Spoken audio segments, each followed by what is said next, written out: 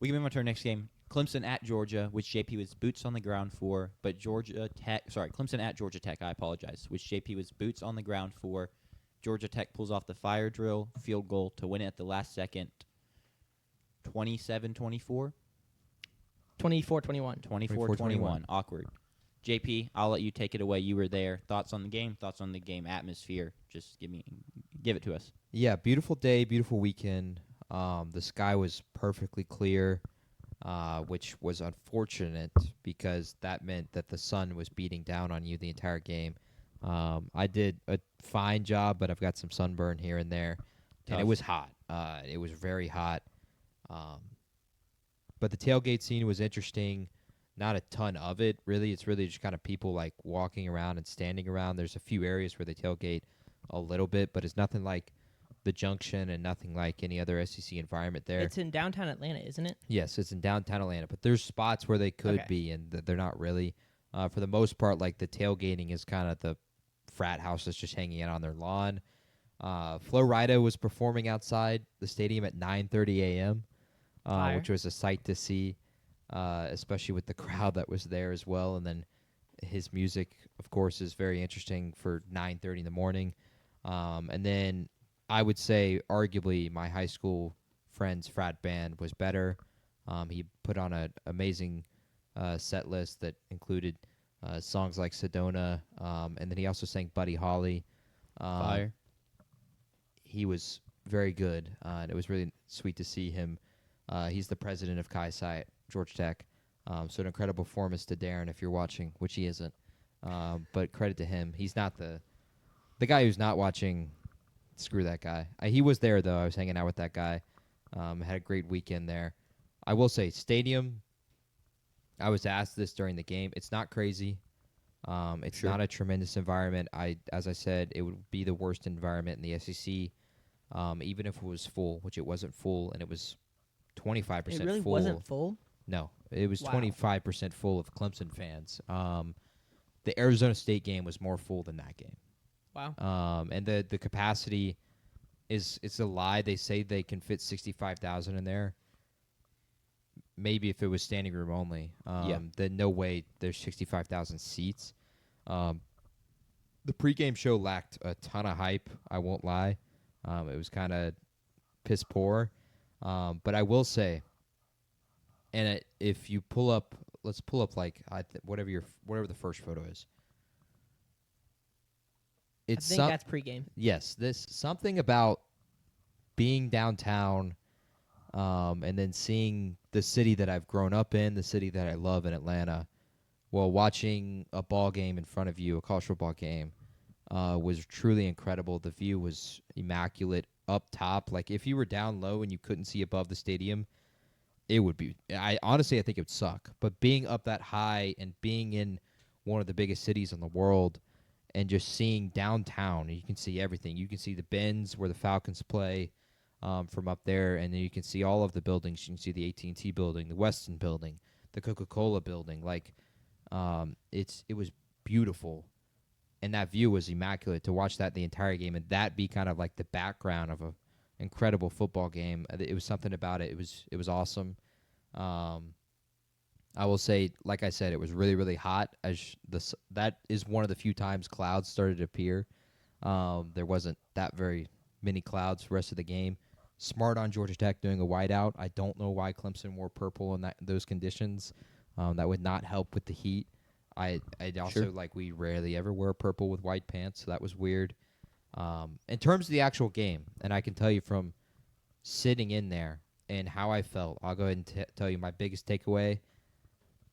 I would rather have Haynes King than Cade Klubnik on a college football team right now. I think Clemson would rather have Haynes King than Cade Klubnik right now. He was incredible throughout the entire game. Clemson never should have been in this game really at all. I think the argument that some Clemson fans might make, which I doubt, but you could make it is, we just kind of missed a few opportunities because they did miss a field goal in the first half, and then you come out right there to start the second half. You drive all the way down the field and throw a pick inside the 10-yard line.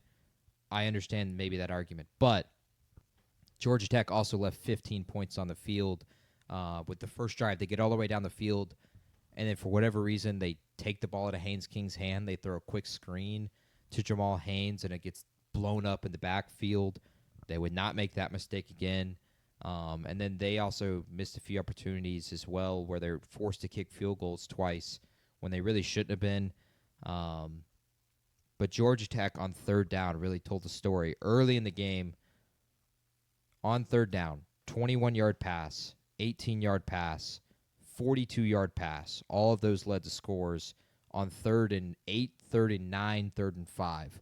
And that's with Haynes King. That's Haynes King throwing the ball 21 yards, 18 yards, 42-yard pass. And then at the end of the game, it was Haynes King. Like I said, they did not make the mistake of taking it out of his hand late in the game. They are 5 of their last 6 on third down. 4 are Haynes King runs. 3rd and 2, 3rd and goal, 3rd and 1, and 3rd and 2. All Haynes King runs. Pick up all 4 of them. The only time they don't pick up the third down is when it was 3rd and 16. Haynes King scrambles, gets a yard short, and then they fumbled the tight end snap under the center, which ended up being a turnover. But they were incredible down the stretch. As soon as Haynes King got the ball to end the game, I think everyone in the stadium knew, and including me, that they were not losing this game. They were getting a chance at least to kick a field goal. Yeah. Because there was nothing to stop Georgia Tech in running the ball with Haynes King. My mom's fiance, who's a big Clemson fan, all you hear from him pretty much the entire second half is, dude, we can't stop him. We can't stop him. Oh, here comes another Haynes King run.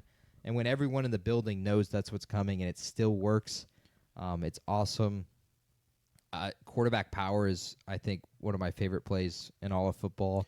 I love running it in College Football 26. And they ran it a ton.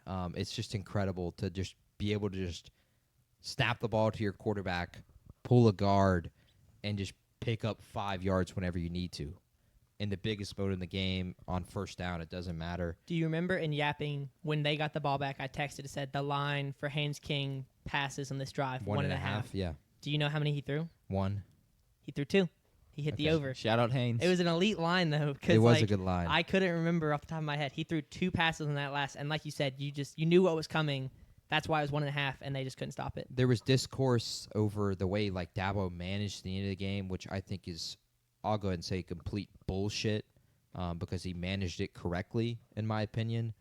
And this is a guy who's played 10 million hours of Madden and college football, so I know how to manage the clock at end of games. Sure. And in that scenario, when Georgia Tech only has 1 timeout and they use it because they can't get a play in on third down, you don't call the timeout. You make them run the fire drill. They snapped it with literally 2 seconds on the clock. They were rushing.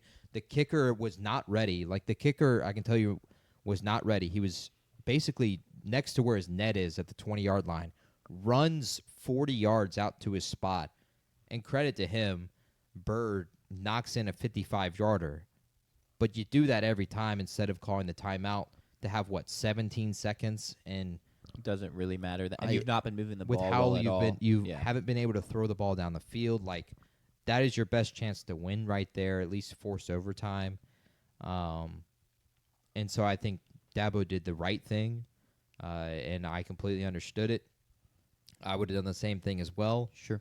So the Clemson Tigers do not need me. Correct. But it was an incredible game. It was truly cinema. Back-to-back weeks, seeing a field rush. Their field rush was a lot better. I will say, the energy in the field rush was a little weird. It wasn't just pandemonium like ours was last week. But also, their field rush was way easier because they literally just have a gate you can open and the fan for the student section just pours onto the field. They got out there faster. Yes. The speed was there. Talking about them being too distinguished and a lot of nerds, they may not know how to celebrate that quite as well. Yes. But I get it. The point you make at the field goal is another thing. I actually was texting Clifton, one of our viewers. I don't know if he's in here right now. He may not be, about that because he texted me, or he texted me and said, why Dabo not call a timeout there? And I was like, it makes sense because you're hoping that the hurry up and the fire drill leads to a mistake. I was like, the odds of them missing that field goal in that situation are way higher than Clemson getting a field goal with 17 seconds. I think he was more you likely play to the miss odds that there. kick than make it. Agreed. Unfortunately, what is the problem with the public is that right now the recent memory of those plays have all been successful. Right. TCU did it. TCU at Baylor last week, week 1. Kansas City in Brazil did the fire drill to end the half. Yeah. And then that. And so in hindsight, when those are the most 3 recent ones you can think of that everyone's seen, now it doesn't make sense. That's the right play every single time, though. Yeah. Is to make The them odds of fire hitting drill. 55 yards? Yeah. Something like that? The odds of 55. hitting a 55-yarder without the fire drill I'm is not expecting a great college as a kicker to college hit that. kicker. Yeah. And so the fact that you're having to hurry out there, like you said, there were 2 seconds left when they snapped it. Everything was it made perfect sense. I think Dabo played that perfectly, and the odds of him, like you said, making that are less than 50%. So I think that Dabo played the odds there and lost. I want to give credit, though. They kind of followed the game plan. Clemson did. Adam Randall got the rock 15 times for 80 yards. He ran for 5 yards per carry. He had the big 3rd and 19, whatever it was. Yeah. I think it was 3rd and 22, actually. Got the first down. It was a massive play. Clemson goes down and drives. Cade was kind of getting flack both in the chat and apparently from Clemson media and then even from fans in there over multiple things. One, he said that Georgia Tech felt like it was a high school stadium for him, which I'll go ahead and say he's not wrong. He played high school in Texas at a 6 or 7A level. He would play at Austin Westlake, so yeah, 6A, I believe. And so those stadiums, I would tell you, are very comparable to what Bobby Dodd is in terms of a look and capacity-wise. So there was discourse because they played that clip numerous times on the board throughout the game. Sure. To make fun of him. And then also, he wasn't seeing receivers. I think personally, from my view, which I had an all-22 view, which was nice for a guy who loves all-22, I just don't think he was ever in a spot at times to see guys open. There was poor communication a few times where they just don't run the right route and K kind of misses them. But I will say I am wrong in how I felt in the building where it didn't feel like the ground game was that established. And so it didn't feel like we could go over the top. But statistically, we You averaged 100%, 5 yards per carry. we 100% were. So that just didn't feel like we were. And I think Clemson had that issue. They just didn't take enough downfield shots. Georgia Tech could play 2 high safeties pretty much the entire game. Bryant Wesco was really, really good, except for a key drop on a 3rd down late in the game. And then the Cade interception was inexcusable. That is... Very that poor. honestly, without the DJ Lagway, Garrett Nussmeier game, that would have been the worst pick of the entire weekend. Sure. Because he fakes the RPO and just sits there and sits there and sits there and stares down his receiver and finally throws it. And he just gets baited, and it was just terrible. And now DJ Lagway outdid that, and I would argue even Nuss outdid that with his pick late in the game. Oh, man. That pick was just awful. That's my one qualm with Nussmeier, man. That's way too common from him. But it was a huge point in the game. You can't make that mistake. That is why ball security matters so much inside the red area, because I would argue if they scored a touchdown on that drive, they would have won this game. They would have been able to control the momentum the rest of the way, and they would have won this game in the second half going away. But making that mistake forces you to now have to drive down the field again. They're able to respond with a touchdown right after it, forcing a punt. But it took so much time off the clock, too, which ends up being the factor at the end of the game as well. But like I said, my biggest takeaway from the game, I would rather have Haynes King on my college football team than Kate Klubnik. That's fair. I love, Georgia Tech goes into a game and they know the game plan at this point is just going to be where he's going to pound the rock with Haynes King, right?